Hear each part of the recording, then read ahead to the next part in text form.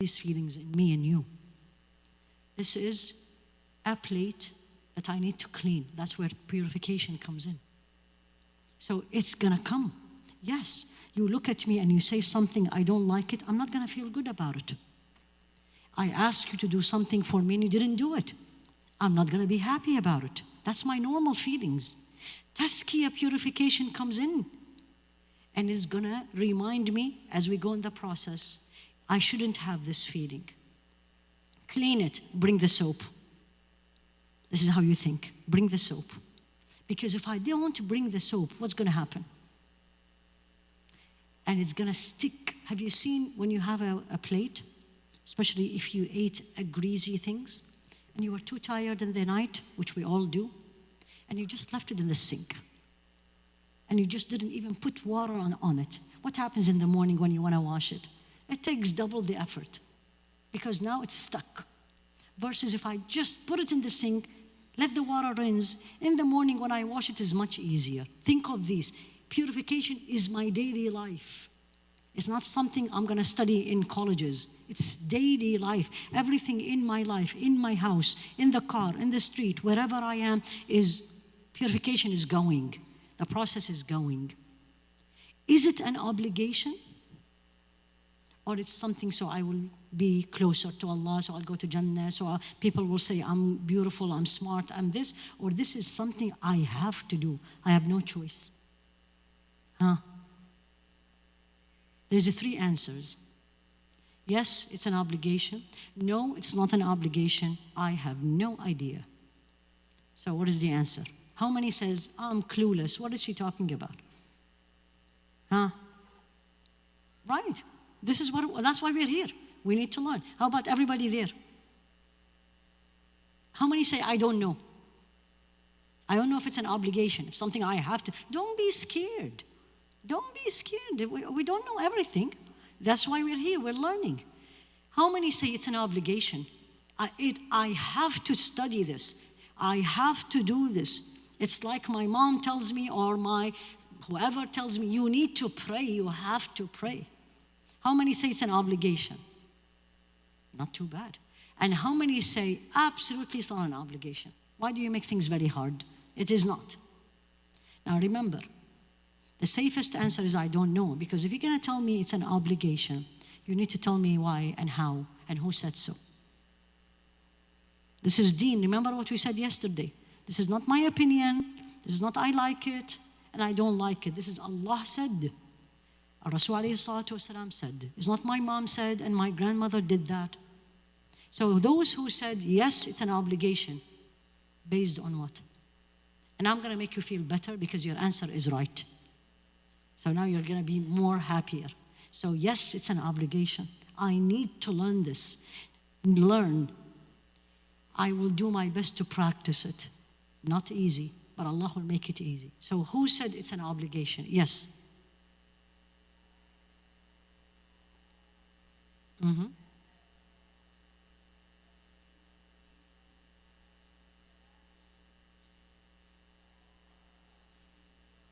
Mm-hmm.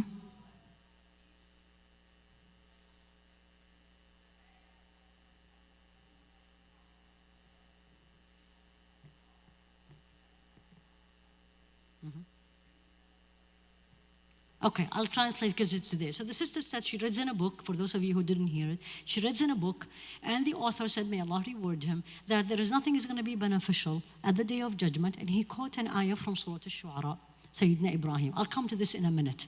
But that does not tell me this is an obligation. It didn't tell me yet I have to do it.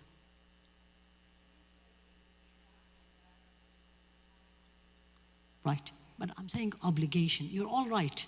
But again, like yesterday, if Allah subhanahu wa ta'ala, by tomorrow, when I leave and go back, I put one thing in your heart, by His grace, that I need to think before I utter, I need to know what I am saying, that's what Allah said.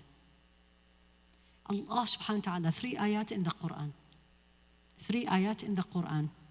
2 in Al-Baqarah, 1 in Ali Imran. Actually 4. And 1 in Surah Al-Jumu'ah. 4 ayat. He told you and me. Why did He send the Rasul alayhi salatu wasalam? Let me ask one of the young, can I do this or I'm putting you on the spot? Yes or no? No answer. You have a beautiful youth here. This is not the youth I saw upstairs 10 minutes ago when I was going for Salah. They were talking. Oh, believe it or not. They're talking and having fun. So why did Allah send the Rasul alayhi salatu wasalam? Yes. So he could guide us. Amazing. Take the wisdom from the youth. Absolutely. Guide us. That's one part of the ayah. Second.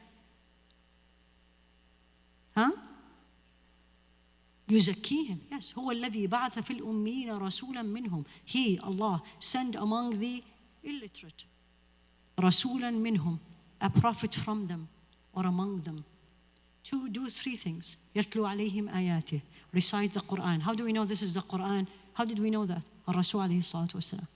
يتلو عليهم آياته ويزكيهم, purify them. ويعلمهم الكتاب والحكمة, and he teach them, guide them through teaching them the Quran and teaching them the book of Allah subhanahu wa ta'ala. I have to learn it. I have to learn it. And there's way more ayat in the Quran. It's not a choice. So at least I'm going to put this in myself. I am going to be coming to Allah. Where is the sister who just said this? With al-qalb al-salim. And I'm going to come to this in a second. Because Allah wanted me to come to Him and meet Him in my best way, in my best form, in my best shape. When you get invited to a party, and the party, all the this and that person is attending, young and old, what are you going to wear? In your graduation ceremony, what are you going to do? You're going to go in your pajama? Why not? I love this because I have to look nice. In front of whom? People, including my family, my friends, everybody. I don't want people to look at me and say, like, what is this? I don't want people to make fun of me. Now remember this. There is going to be a meeting. You can call it quote unquote party. It's not a party. Just to make us feel. Each one of us in this room, each human being Allah created before, now, 100 and thousands years from here, each one of us, we are going to have a private meeting with Allah. True or false? Yes or no? Who said that? Allah said that. وَكُلُّهُمْ آتِيهِ يَوْمَ الْقِيَامَةِ فَرْدًا. Each one of them coming to Allah on the day of judgment alone. In that meeting, what I'm going to be wearing? Okay? Beautiful answer. Something you're going to wear that's going to make you look professional. Take this, because that's absolutely right. But the professional definition with Allah is not the professional definition here. Professional here means if I am going for an interview for a job as a physician, then I have to present myself as a professional physician. If I am going to apply for a job at Home Depot, I am going to go casual, but I'm going to show myself as strong, tough, know what she's doing. That's the meaning of professional. The way you're presenting is equal, or it is suitable to what you are applying. Are we okay? Perfect. The meeting with Allah, what I am applying for? Jannah. Jannah. And what is the professional look of Jannah? From the Quran. I'm sorry? Not beautiful. Repeatedly Allah used the word. No. قال طبتم فادخلوها خالدين. Purified, enter eternal. That's the professional look to. That's what's going to get me to Jannah. I have to be pure, purified, cleansed. The plate has to be shiny. And what's the plate? If you look at me and you, is my heart. It's not my body. There's nobody at that day. It doesn't matter how you look. Tall, short, young, beautiful, not very beautiful, that's not the issue. One thing Allah is going to be looking at is your heart and my heart. That's when Sayyidina Ibrahim used the dua. It's in Surah Al-Shu'ara. Sayyidina Ibrahim made this dua to Allah. Who's Sayyidina Ibrahim? Who's Ibrahim? Alayhi salam. Why you're so scared? Literally, I'm asking very basics. I didn't ask fiqh of yesterday. Who's Sayyidina Ibrahim? A prophet. Just a prophet? What's so special about Sayyidina Ibrahim? Khalilullah, the most beloved, close prophet to Allah subhanahu wa ta'ala. So he made this dua. Okay? In Surah Al-Shu'ara beautifully. And he made a dua for his father actually also. And he made a dua for himself in dunya. And he made a dua for himself in akhirah. He taught us what should we pray for. And what did he say? He said the following. Right? Number one, he said, وَاجْعَلْ لِي لِسَانَ صِدْقٍ فِي الْآخِرِينَ. Make me live this life with good reputation. So people remind me good. What did we just say about Sayyidina Ibrahim? So ask yourself, when you're going to be leaving, not necessarily dying, leaving Ohio, we all move in this country, right? Youth will go to college, job changes, whatever, we leave. How the people of Dublin will remember you? What do you want them to remember you? She was nice. She was very nice. You know what? She really gave us a hard time. She didn't do much. She was up to herself. We never saw her in the masjid. You have to remember this. So he said, وَاجْعَلْ لِي لِسَانَ صِدْقٍ فِي الْآخِرِينَ. Make me live with a reputation that people praise me. One, وَاغْفِرْ لِأَبِي. Ya Allah, forgive my father. إِنَّهُ كَانَ مِنَ الضَّالِّينَ. Yeah, this is beautiful dua, and he was only for Sayyidina Ibrahim that he made a dua for his father who was not a Muslim. And then he came to himself. وَلَا تُخْزِنِي يَوْمَ يُبْعَثُونَ. Don't disgrace me the day of the interview. The day of the interview. Think of this day and night. We're going to have that day. Allah knows when.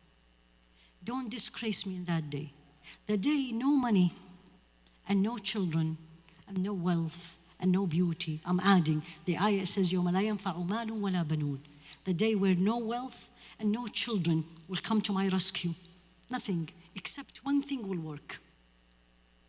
What is that? What is that? The heart that comes out of the dishwasher. And he described it, al-qalbu salim. Sound heart. That's the goal of my Tazkiya. That's where I want to go. That's where I want to reach. Like when you study and you're applying or you're going anywhere, you have a goal. You have guests in the house, your goal is to cook for 10 people. That's your goal. You applied for a job, your goal to get the job. You applied for college, your job is to get the college. You work according to your goal. So my goal and yours should be, at the day of judgment, comes into Jannah purified with a pure heart. What is a pure heart? That's the question. What is the pure heart? Couple of things, and I'm going to make it very easy. Right? It's hard to teach Tazkiya to different ages because it's different languages. So if it was only adult, it's very different. When it is much younger, it's because you have to make it possible for everybody, because Tazkiya is for every age. Qalbu Salim, number 1 and 2 and 3 and 4 and 5. It's actually, this is that heart, yours and me, have Allah in it as a priority.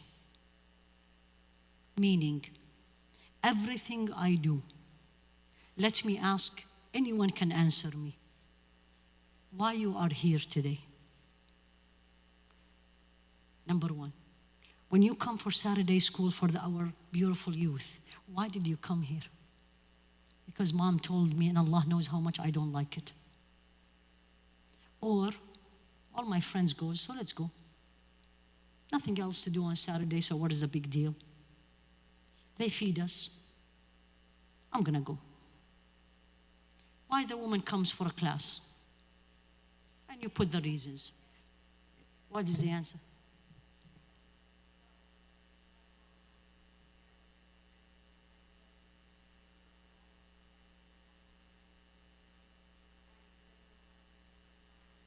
Okay, so I'm here to learn Arabic so I can read the Quran. The idea, all the answers are halal, no problem. But missing one important fact, statement, young and old, including me. When I put my foot in that plane, flying to you, I had to say it and remind myself, I am coming only for you, Ya Allah. I didn't come because you're sweet, beautiful people, not because you invited me. I come for Allah. And every time you say this, Allah will test you. You say, I am here for Allah. The proof. If I came in here and I flew in this weather and all these things and no one showed up yesterday, zero. It was only me and Sundus. I should not get upset and start saying, look at the people of Dublin and that's not for Allah. That's for the people. Because I know Allah will reward me. Do I have a doubt?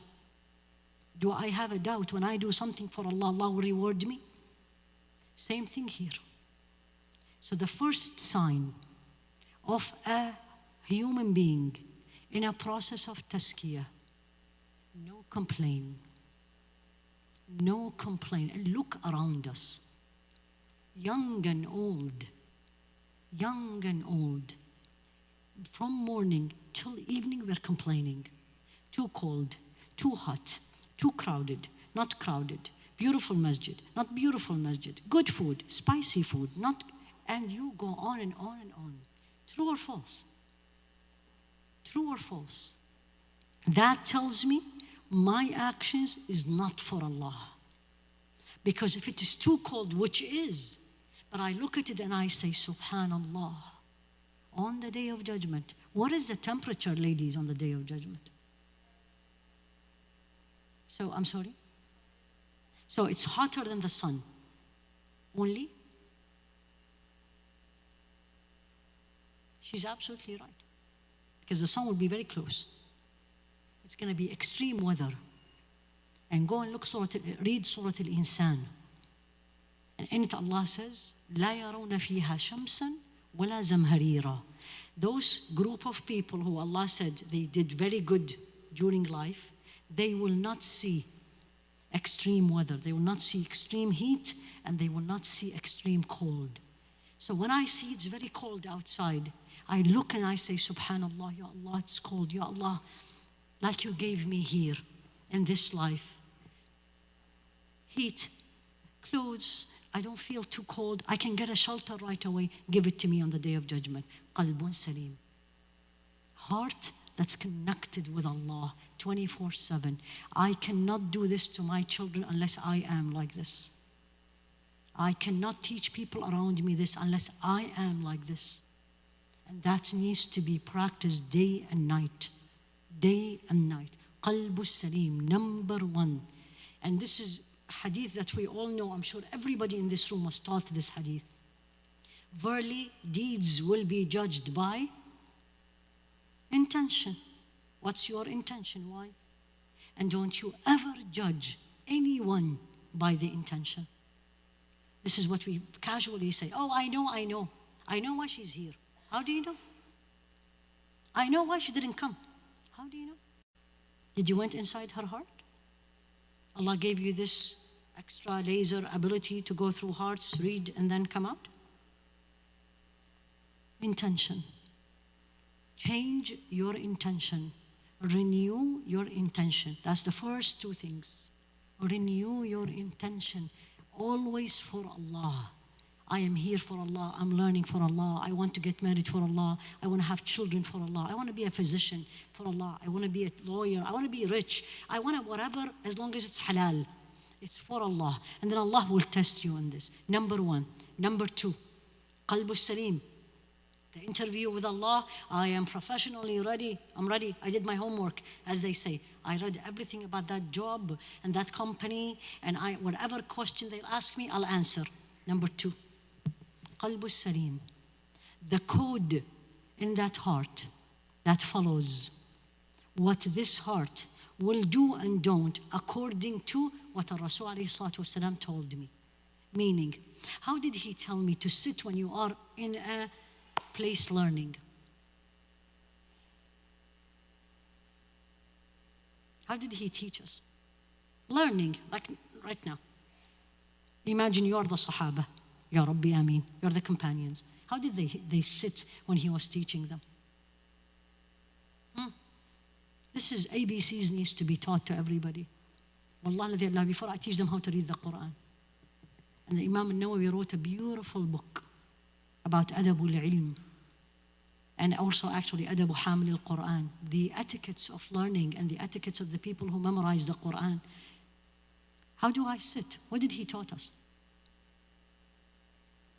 ABCs. See, where is my heart? Before I say I don't have grudges or ill feeling. So learn what he taught me. ABCs. How did he eat? What did he say before? So follow the sunnah.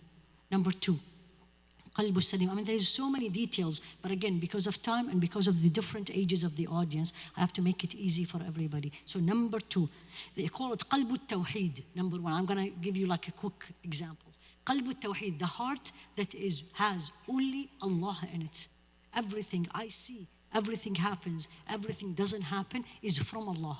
As I shared with you last night, Allahu la ya'ti illa bi khair. Everything comes from Allah is good. I need you to feel this and memorize this. Memorize this. Everything Allah brings is good. You like it, you don't like it. I like it, I don't like it. Is what everyone wants, does not everyone what they want. It's from Allah, it's khair. It's good. So qalbul tawheed. That my heart sees Allah in everything. In everything. Do you see Allah now? Quiet. Do you see Allah around you? Beauty. And how is that? Absolutely in everything. How? This is what we need to change. When I come to a room, I don't see a wall. Everyone else is seeing a wall.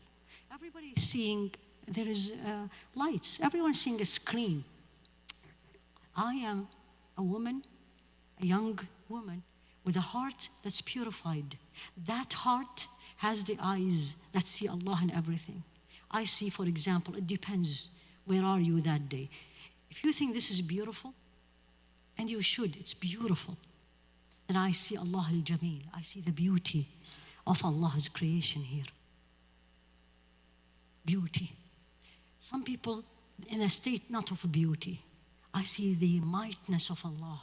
Look at the ceilings, how tall. And then I stand up and I'm 5 foot, or you're 5'6" or 5'8" or 6 foot, and nothing. If I look up, if I want to get anything from the ceiling right now, I need a lot of things. Allahul Aziz, Allah the might.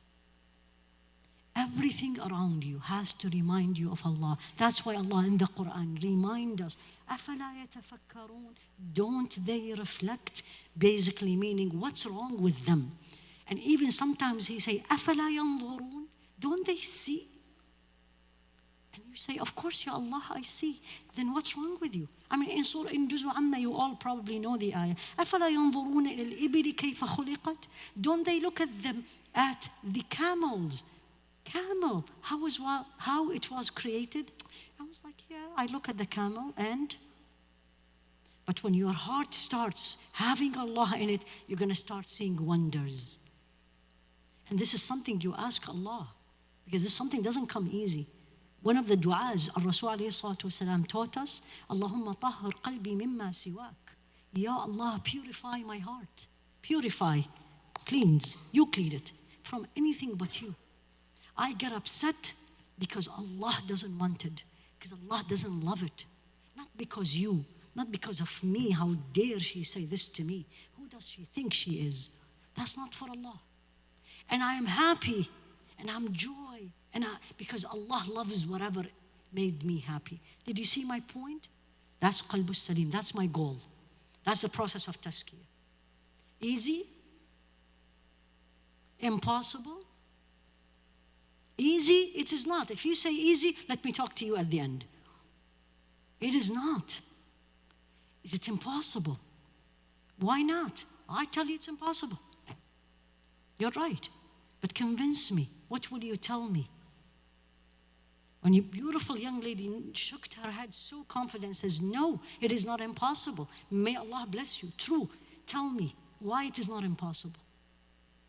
No, really, you're right. Yeah, don't be afraid, ladies. Don't be afraid. Young and old, don't be afraid at all. Because sometimes you say things, it will take me pages to explain it. And you just beautiful, like what you just said, professional look. Done.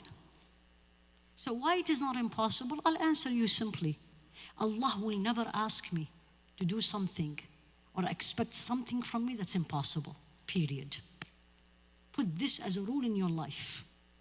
لا يكلف الله نفسا إلا وسعها. Allah will not ask or put a burden on a soul unless that soul can take it.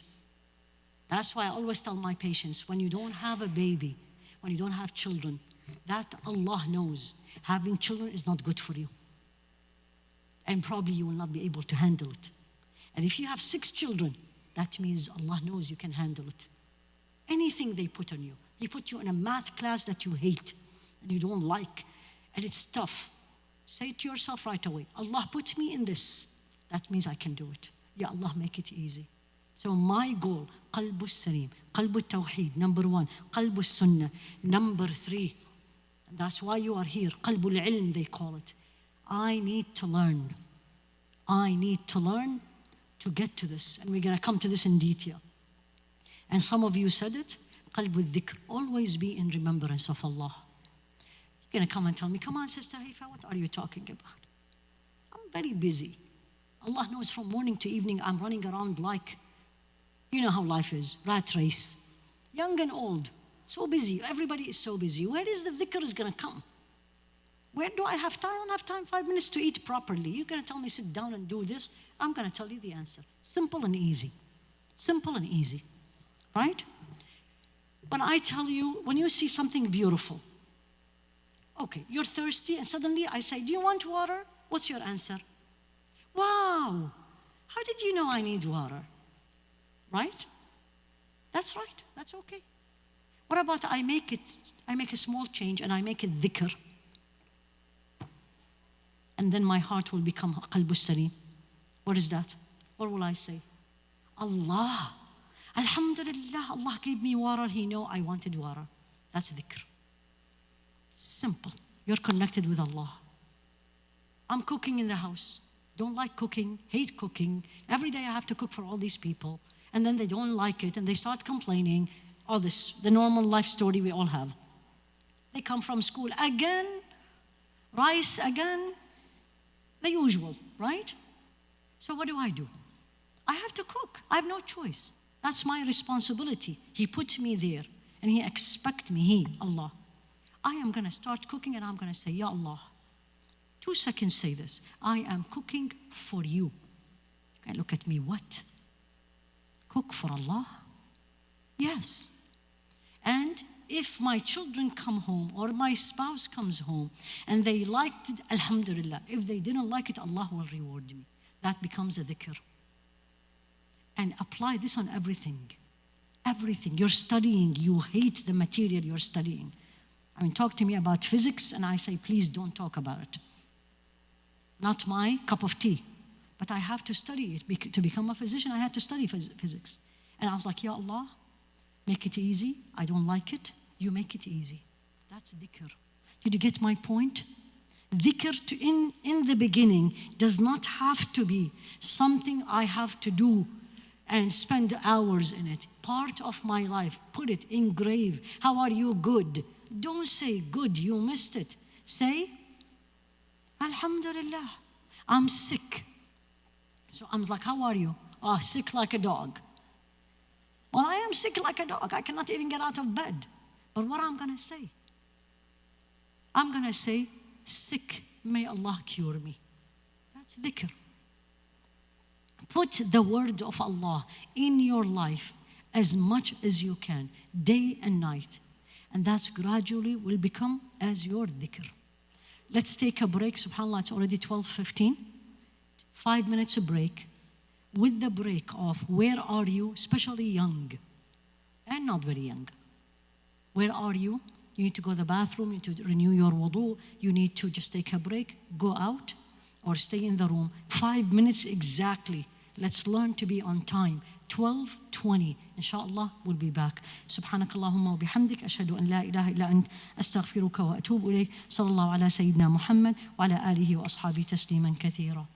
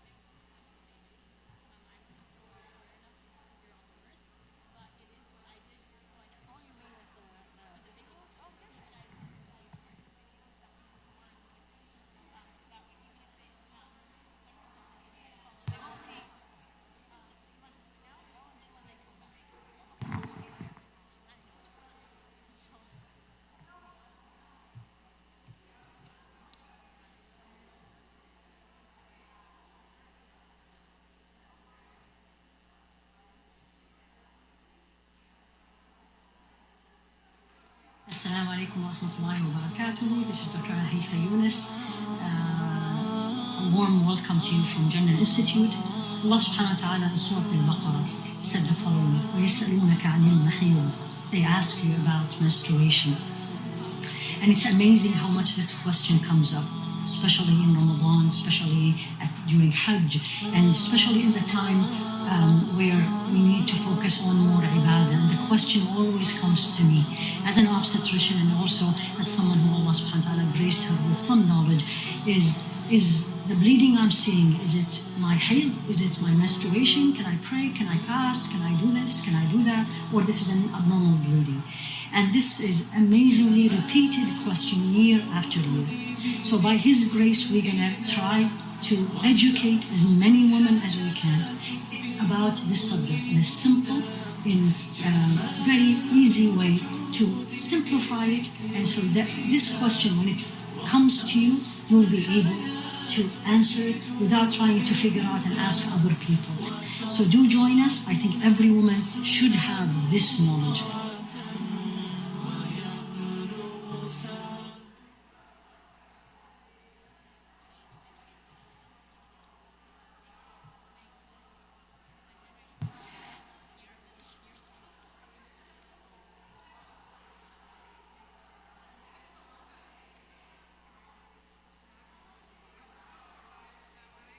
Assalamu alaikum wa rahmatullahi wa barakatuh. This is Dr. Haifa Younis.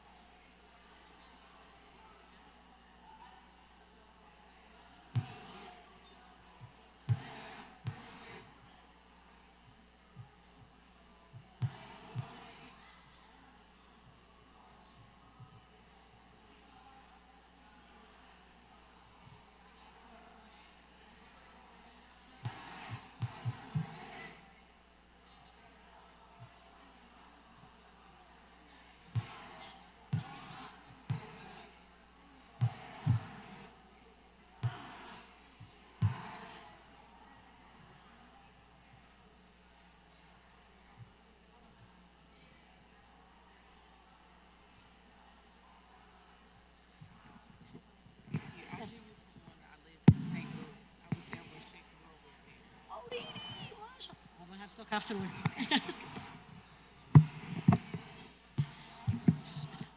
بسم الله والحمد لله والصلاة والسلام على رسول الله وعلى آله وصحبه ومن والاه. اللهم علمنا ما ينفعنا وانفعنا بما علمتنا إنك سميع مجيب الدعاء. اللهم إني أعوذ بك من علم لا ينفع وقلب لا يخشع ونفس لا تشبع ودعاء لا يسمع. ربنا لا تزغ قلوبنا بعد إذ هديتنا وهب لنا من لدنك رحمة إنك أنت الوهاب. رب اشرح لي صدري ويسر لي أمري واحلل عقدة من لساني يفقه قولي. So before the break, we were talking about Tazkiya, purification of the heart. Ladies, don't forget what we just said when we started. Don't forget, where are you? SubhanAllah, this is something we have to remind ourselves again and again. You are in the house of Allah, number one. Number two, you are in a lecture. I'm going to ask everyone, if you are not interested in attending, absolutely, just quietly leave. If you are talking with each other, and you probably have important things to tell each other, just quietly leave. And let the others who are here learn. Because talking between each other is a distraction. Remember, Shaitan doesn't want you and me to learn, let alone be in his house. So he's going to use many tactics. And part of the tactics is phones. Don't have a phone and text, and you are in the middle of Allah's house, and you're learning about him. What are you going to learn? He's not going to give you anything. You know, Allah is going to look and says, you know what? You're busy. The phone more important than me. I'm not giving you the knowledge. This is what you do with your friend. If your friend is texting and you're talking to him or her, what will they do? You're not paying attention to me. I'm not talking to you. Once you finish your text, talk to me. Same thing. How can I do this? SubhanAllah, yani may Allah subhanahu wa ta'ala help us these days because of the amount of distractions we have and how we are bombarded with these. That's why this is not easy, but Allah can make it easy where you put your priorities. This is not the time of the phone. Somebody was asking me before the lecture, how can you do so many things in one time? The answer is priority. I am in the masjid for 1 hour. I am here to learn. I am going to give this 1 hour for learning. Then I have a 15 minutes break. In the break, I'm going to go out. I'm going to look at my phone if there is things I need to learn or see, or just take a break. That's 15 minutes. When I come back, now the phone is out, or my friend is not a priority. Did you see my point? The priorities moves like you play a puzzle. This goes up now, this comes down. And this is extremely important in success in life in general, not in Islam only.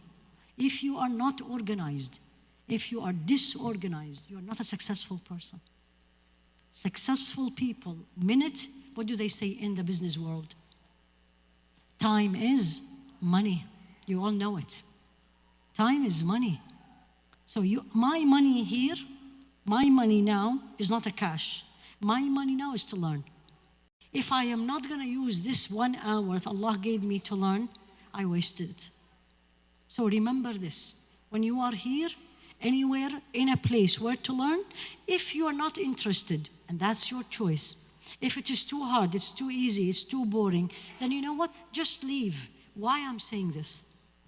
Because there's a concept that each one affects the person next to him. Have you seen it in Salah? This example will make you learn this very well, bi'idhnillah. If you're in Salah and you are absolutely not focused, you know how we are in Salah. Allah knows what I read. And everything comes in my mind in my Salah. Then suddenly I'm in Jama'ah and I'm absolutely distracted. Don't even know what the Imam is reading. And suddenly the person next to me starts crying. Crying. What happens to you?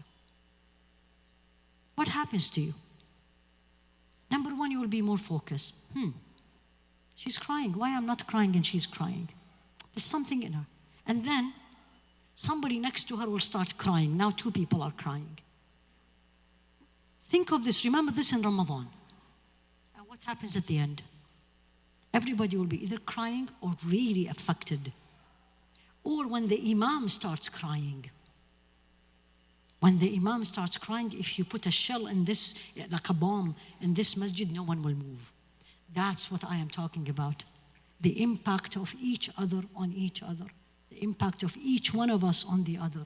So when I am texting and I'm sitting in a lecture, let's be sure the person next to me is already distracted.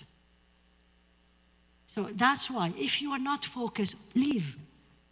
Leave, it's okay. It's okay, Allah subhanahu wa ta'ala has a reason. But so please bring your heart together. You are not the same crowd of last night. Subhanallah. Although last night's topic is the topic that people get distracted easily, because it's fiqh and do and don't, Imam Hanbal, Imam Abu Hanifa, and this and that. When we talk about hearts, usually people get so affected, but because of a lot of the distractions here. People are going in and out.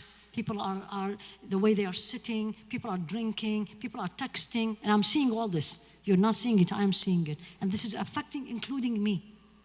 Normally, when I do the Tazkiya class, if I am not crying, people are crying. And now I am struggling to bring your heart together because I feel it. So let's turn to Allah subhanahu wa ta'ala and make this dua. Make me worthy of this moment. What did you see in me that you're not giving me this? Turn to Allah and ask Him this to let us focus. It's only 45 minutes. And let us focus on this. My goal in my Tazkiya, in this life, not the pure heart that I am going to be in the interview with Allah, is to change. How do I know I finished, I am now a person purified? How do I know the plate is clean and shiny? I can't see it. I can't see my heart. I don't have the laser to look. I will change. And people will notice I changed before anyone else. And the change will be when I am alone and when I am with people. When you hear the stories about the Sahaba, I'll give you one story. Sayyidina Abdullah, Amr ibn al-As, the son of, Sayyidina Amr ibn al-As was asked when he was in Egypt, describe to us al-Rasul alayhi salatu wasalam. He lived with him, right? What was his answer? He said, I have no idea. For that many years I was with him, I could not look at his face. Can you believe this? These days it's like, what? He said, I don't know how he looks like. I cannot look at him. Out of what? Out of respect. And when I read these things, I was like, didn't they have the same heart I have? 2 eyes or 2 ears or 1 tongue? Not the same. What is the difference? The heart was alive, living. Look at me and you now when we hear a hadith of Rasul alayhi salatu wasalam. What happens? Nothing. I'm still texting. Let alone I become arrogant. It's like, what is this hadith? Who said this hadith? I don't believe in this. It's too hard. Doesn't apply. Go. Tazkiya, purification of the heart, the process is going to change me to, Ya Allah, one day I will have the heart of Sayyidina Ibrahim. I will have the manners that I just shared with you, where I will be the person I want the others to be. I'm going to be nice. I'm going to be sweet. I'm going to be calm. I'm going to be considerate. I am going to be loving. Allah gave me or He didn't give me. I'm going to be looking at the Rasul alayhi salatu wasalam the same way Sayyid Amr ibn al-As said a statement I just shared with you. That's my goal. My goal is to change. They say beautiful, beautiful akhlaq, characters, and beautiful af'al. Everything I do will be best I can do. And this doesn't happen the way we are living and the way we are looking at things. It doesn't. I need to look, number one, into what dirt, please forgive me, I have in my heart. And I'm going to take you with me through quickly the common dirts we all have, young and old, which basically in Islamic terminologies are what's the sins of the heart, not external. Nothing external, I'm perfect. Nobody knows. But Allah knows. He has the camera focused. Number one, I need to remove it. And you will be very surprised. What is that? Second is arrogance. Shirk. Shirk. You put something, look at what I'm saying. You put something equal to Allah in my heart, in your heart. And you're looking at me and say, what? I'm a Muslim. I believe in Allah only. That's what I tell everybody around me. Every day, 5 times a day, I say, Ashhadu an la ilaha illallah.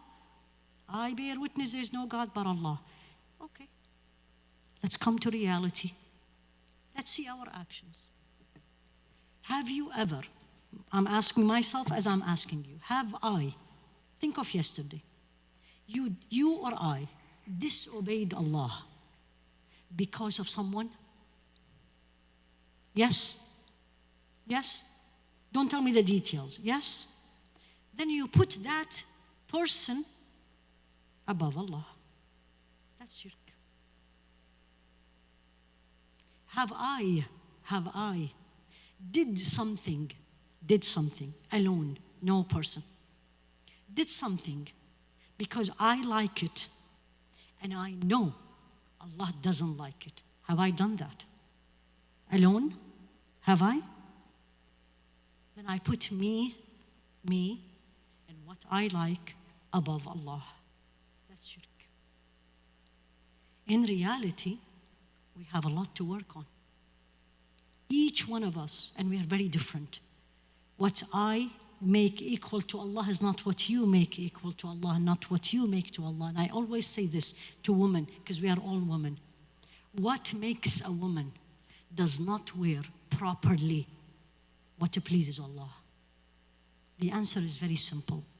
I want to look beautiful. True or false? Let's be very honest. We're all women. I want to be beautiful. Then I put my beauty above Allah's orders. Why do I want to wear something very tight? Very tight. Show the beauty of my body. Why? Why? Exactly. May Allah reward you. Impress people. And number 2, to be like everyone else. I don't want to be different. I don't want to be, people look at me and say, what are you wearing? What is this? And you know how we are. Then I put impressing people, their opinion about me above Allah. Then, or I put what I like or to fit in, so they invite me when there's a gathering. And this is, by the way, young and old. I'm not talking to the youth only. I'm talking to everybody. Everyone. And people who are practicing, people who are quote unquote very good Muslims, and people who are still needs to work on themselves. If you look at your daily life, things we put above Allah, the list is long. Why don't I wake up for Fajr? Because I love to sleep. Then why do you wake up when you're traveling and your plane is at 6 a.m.? By 4, you're up before the alarm. True or false? Then, or people during the week, they pray Fajr, especially in the winter. In the weekend, they don't. And I said, what? Did Allah give you special permission? He said, you do Fajr 5 days a week, and He didn't give me that? No. Look at the answer, very simple and very honest answer. Well, I'm awake because I have to go to school. So I'm going to perform my Fajr, and on the weekend, I won't have to wake up. What is this answer saying? School more important than Allah. That's shirk. I need to purify this. This needs to go out. Put my priorities back again. Everything I am doing, the answer, and I'll share with you this very beautiful line Allah made me memorize. And again, Al-Hasan al-Basri. For those of you who don't know, his name is Al-Hasan, meaning beauty. Beauty. And Al-Basri, because he was from Basra, is a city in Iraq. Legendary. When you read his what he says is like, Ya Allah, what you give him, give me. Legendary in the way he thinks, the way he put the words. And he said the following, and I want every one of you, young and old, write this down, and if I am speaking too fast, stop me and I'll repeat. That's gonna be your hand out for your daily life, wherever you are. He said the following: ما نظرت بعيني. I never looked with my eyes. Never looked with my eyes. 1. ولا سمعت بأذني. Never heard anything with my ears. That's my daily life. ولا بطشت بيدي. And I never moved my hand to do something. So never looked, never heard or listened, never used my hand. ولا مشيت برجلي. And I never walked with my legs. That's me and you every day. إلا, but. There is a big but here. What is the but? What but means, number one, he's thinking. He's taking it second. And he says, نظرت. I think. Meaning quickly. نظرت, I quickly look. نظرت. I'm seeing. I'm thinking. أفي طاعة أم في معصية? Is this pleasing to Allah or not pleasing to Allah? Pleasing to Allah. See the parameter? Pleasing to Allah or not pleasing to Allah? طيب, Allah gave me the answer. Look what he said. Literally, since I learned this, I was like, Ya Allah, give me what you gave him. إن كان في طاعة, if this is obedience to Allah, look at the word he used in Arabic. For those of you who know Arabic, تقدمت, I go forward. If this is pleasing to Allah, obedience, I'm going. I'm not thinking, I'm not going back. وإن كان في معصية, and if this is disobedient, تأخرت. I went back. Easy? Did he say, I want to fit in? Did he say if people like it? If they say, but no one does it? The parameter, what makes me do or don't, there's two things in my life. I do and I don't do. The reason I do, not because I like it, not because people like it, not because I fit in, not because I don't fit in, not because I live in America and when I go back home I'm a different person, not because I am lives in 2019, 20th, 21st century. What are you talking about? No, one parameter does not change. Is it pleasing to Allah? This is what I'm going to translate to our daily life. Each one of us in this room, you are going out of the house, going to work, going to school, going to college, going wherever, to the grocery shop. You're in front of the mirror, we are women, right? What do I normally do? I look at myself. That's natural, that's not haram. This question has to come. Is the way I am pleasing to Allah or not? Just ask this question in the beginning. I don't think we are yet at where he is, where if it is not pleasing to Allah, I'm going and change. But keep asking yourself this question. Get it trained. Get it trained to this. Is the way I am looking not beautiful and I love the way I look? This is what he wants me to do? And the ayah of the Quran has come to your mind immediately. وَلَا يُبْدِينَ زِينَتَهُنَّ. And don't show your beauty. This is what he said. That's the parameter. So I tell all the ladies, young and old, if I know your size, then you are not wearing what is pleasing Allah.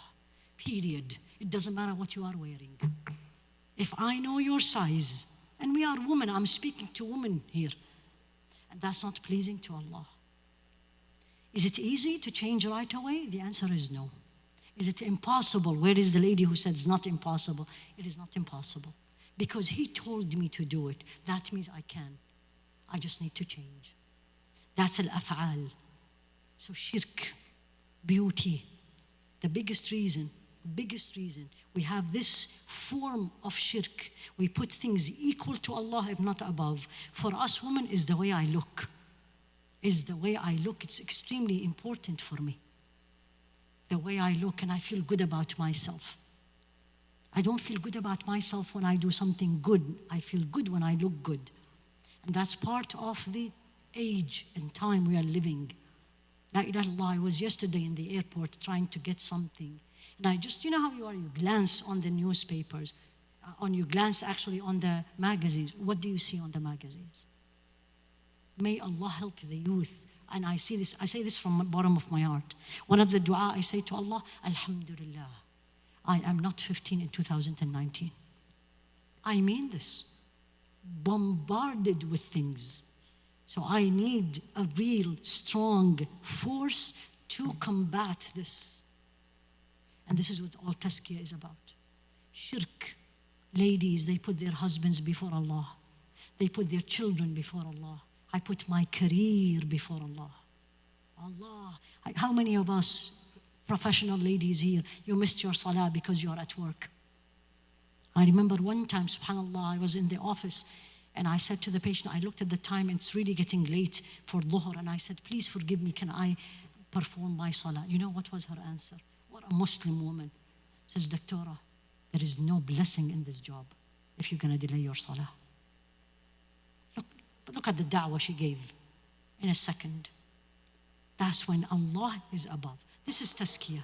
This is when I'm in this process, this is when I'm changing my decisions, my do, my don't, based upon what He said. And don't tell me you don't know. Anyone in this room doesn't know lying is haram? I don't have to go to college and take a PhD in Islamic studies to know that lying is haram. Am I right? Then why do we lie? Why do we lie? Impress people, get out of trouble, to look good. Same story, right? So put Allah number one. Shirk is number one. Number one. And that's what Rasul ﷺ said. He knew that we are not going to be having a statue at home worshipping, walillah alhamd, but we have many small statues, not in the house, in my heart. In my heart. One. Number two, big disease. Number two, big disease, arrogance. Ya Allah, how arrogant we are. How arrogant we are. What is arrogance? Think with me. What is arrogance? Not what you do. What do you feel?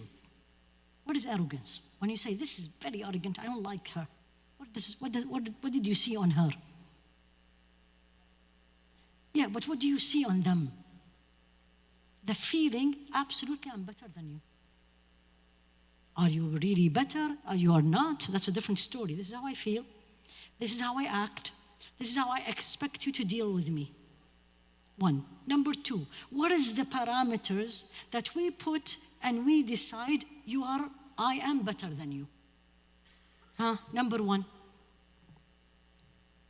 the way I look. Yes, go ahead. The money you have. Wealth. Wealth includes how big is my house, where do I live, which area, how big is my car, right?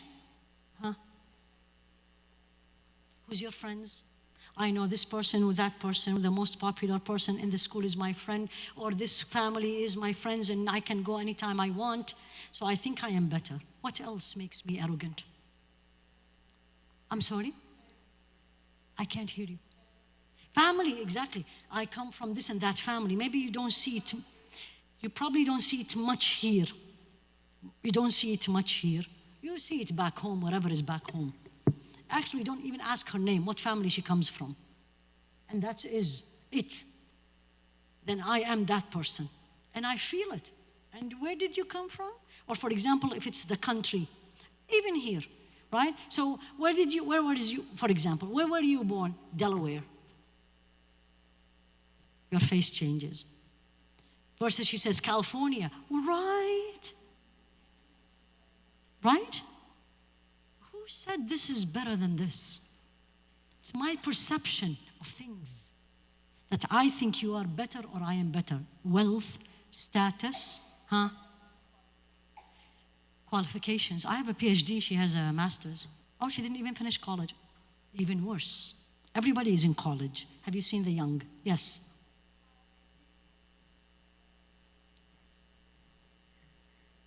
Exactly. Allah, the epidemic how many followers you have. You keep looking at your social media and how many likes you got. May Allah protect us, all of us, young and old. This is not only young. And actually the media sell it to you and me that, I don't know if you've heard, there's a very famous chef who died yesterday. She's a Pakistani chef, Fatima Ali, 29 years old. She had one of the worst cancers, bone cancer, died yesterday. One of the things, when they were 29 only, they said that's many followers she had, almost 1 million. So this is why I keep telling you, we are bombarded with this. So I have 5,000 followers, you have 2,000 followers, I'm better than you. I'm more popular. And I act like it, arrogance. The first sin that was committed in this creation, not on earth, in this creation, is arrogance. And you all know the story in the Quran. Shaitan and the angels. Allah, the creator, the sublime, thee and thee and thee, looked at them and says, you're gonna prostrate to Adam. And look at the arrogance. No, I am not doing it. I'm not doing it. Answer, I am better. And then he explained, I was created from fire. You created him from clay. And he assumed clay is less than fire, or fire better than clay, because if you want to extinguish a fire, what do? You put clay. So I'm better. What did Allah says? This is, if you want to read about arrogance, just go and read any of these stories in the Quran. Go to Surah Al-A'raf, a lot of details in this. Immediately, look at the response of Allah subhanahu wa ta'ala. He didn't even say, ask for forgiveness. You were wrong. Out. Out. Out of Jannah. You don't deserve to be there. Out. And this applies to you and me. Rasul alayhi salatu wasalam said, لا يدخل الجنة من كان في قلبه ذرة من كبر. That person, she or he, you and me, young and old, will not enter Jannah. You're not going to enter it. Whoever has an atom, how big is atom? I've never seen it. It's tiny, tiny, tiny, tiny, of being arrogant. So if you look at someone, where is the lady who says feeling? It usually starts by feeling. I think I'm better than her. Somebody came and you're in a group, and then this woman said salam to her, and she didn't yet said salam to you. And you're gonna say, why? I'm better. I'm prettier, I'm smarter. That's arrogant. Let alone you get so upset when people don't deal with you or treat you by your expectation. By your expectation. Arrogance, kibr. What do I do, Ya Allah? Number one, do you have it? Do we have it? I want to hear it. Absolutely yes. لا تزكوا أنفسكم. Allah said this in the Quran. Do not exalt and elevate yourselves. We are not. Each one of us. Have you seen teenagers in school, especially if they are in these private elite schools? What does your father drive? Which car he's going to come and pick you up? What is this going to do with me in front of Allah? Arrogant. We, now adult, please forgive me, but I'm going to be very frank, because we really need to put this to rest, as they say. I come from the Arab countries. I speak Arabic. I'm sorry, I'm better. Why? Anna, I made this decision. You come from this country or that country, you don't speak Arabic. No, I know better, and I expect you to treat me better. That's arrogant. And on and on and on. Look at people and the following. What did Allah says in the Quran? Ya ayyuhan nas, people, everyone, not Muslims, not ya ayyuhal ladhina amanu, who you attain faith. Ya ayyuhan nas. Everybody. I'm looking here, and we have a group of non-Muslims with us. That includes them. Ya ayyuhan nas. Oh people, inna khalaqnakum. We created you from male and female.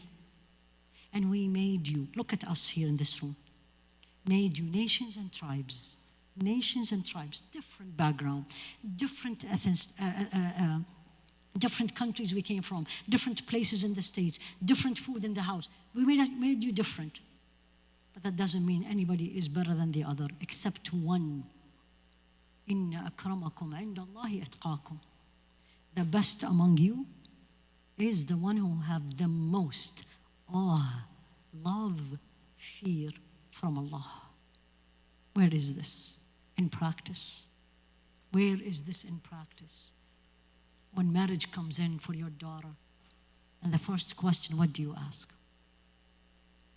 What does the guy do? Absolutely, absolutely. Let's say, mashallah, tabarakallah, next, does he pray? And the woman, the mother, will say, you know what? He prays Jumu'ah. That means he doesn't pray regular. What's your answer? No problem, he will pray. If he was a physician, he will pray. And if he was not a physician, no, can't. I want someone to pray 5 times a day. True or false? Subhanallah. Subhanallah. And for the young generation, what is the standards you choose to look for the other, for your future spouse? What is it? Akramakum indallahi atqakum? You're going to say, oh, he has a long beard and he goes to the masjid for Fajr. No. No, that's not me. He's going to tell me do this or do that. No. We put standards. Go back to the statement of Al-Hasan al-Basri. That I told you, write it down and memorize it. Did I say yes to this guy, whether for myself or my daughter or my sister, because that's pleasing to Allah, وتقدمت, or because I don't like it? This is not what people will say. We have to leave? Sure, inshallah. طيب. We'll do this in the end afterward, because there's a lot of diseases yet, and I need to cover this, because this is the way we will change, ladies, as Muslims. Unfortunately, we should be the best nation. That's what Allah says. كنتم خير أمة أخرجت للناس. You and me. That's Allah saying, it's not my words. Kuntum, you were the best nation that ever came on this face of earth. Where are we? Why we are not? And then he gives you the reasons. تأمرون بالمعروف تؤمنون بالله تأمرون بالمعروف وتنهون عن المنكر وتؤمنون بالله. You enjoy good and you prevent evil and you believe in Allah. Where is it? Where is it? Arrogance. How do I treat arrogance? Simple. Give you a story. Stories is the best way to remember. And some of you may know this story. It's about a woman. Sayyidina Umar. Who's Sayyidina Umar? Umar ibn al-Khattab. Who's he? Can I say the second Khalifa? Sure. That's it.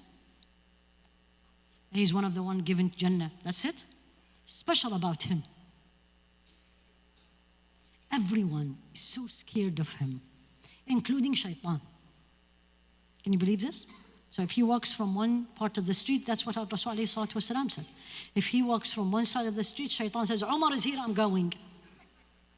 Wallah. Right? So here he is, giving a sermon on Jumu'ah. I don't know if it's in Jumu'ah, but he's giving a talk. And he said, I heard that people are asking too much money for marriage.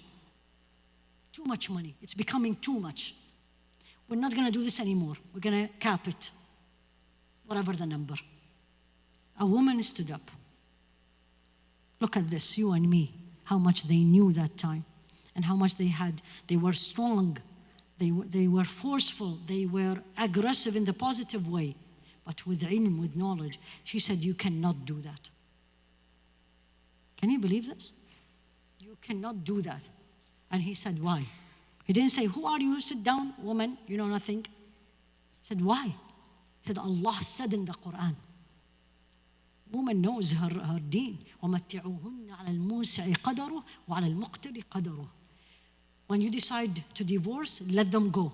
Those who have money, give them more. Those who have no money, give them less. What did he say? This is Umar, Sayyidina Umar, all the criteria we just said. أصابت امرأة وأخطأ عمر. The woman is right, I am wrong. And then he added, that's why I put this story. When you want to put the arrogance down, and he says, كل الناس أفقه منك يا عمر. Everyone knows more than you, Umar. Look at me and you. I memorize one ayah of the Quran, I'm hafidha. Right? I scored whatever test and I come and starts to be, I'm the smartest girl in the class. Kibr. Arrogance. We need to act. And every time you see people, right? Anywhere, think they are better than you. That's the first line. That's the base. That's the base. I look at you and says, all of you will go to Jannah. Please don't forget to take me with you. And I mean this. I mean it. لا تزكوا أنفسكم. It doesn't mean that I do this or you do that, that we are better. No, because Allah will look inside my heart. Think of everyone around you better than you. Don't look down at people because of their way they look or the color of their skin or where they came from at all. Everybody is better. That's the best way of treating arrogance. And in Day of Judgment, I say this to myself before anyone. This all degrees I got from wherever, on the Day of Judgment, haba'an manthura. Haba'an manthura is like you have dusts in your hand, and you do this to remove it. It will do nothing to me. Nothing. Whatever college you graduate or post degree, unless I used it for the pleasure of Allah. I guess I have to stop because Sundus is standing right here. No, you have to keep us in on time. So جزاكم الله خيرا سبحانك اللهم وبحمدك أشهد أن لا إله إلا أنت أستغفرك وأتوب إليك صلى الله على سيدنا محمد وعلى آله وأصحابه تسليما كثيرا. Sisters, if I may remind you, inshallah, there is a food sale outside and it goes to this event, bi'idhnillah ta'ala. The babysitting will remain downstairs in the room across from the preschool. The next session will start sharp at 2 p.m. Please feel free to make your wudu to join the jama'ah for dhuhr and plan to come back by no later than 2, inshallah. We'll try to leave the seats as is for the elderly to come in and pray in the men's musalla. Jazakumullah khair.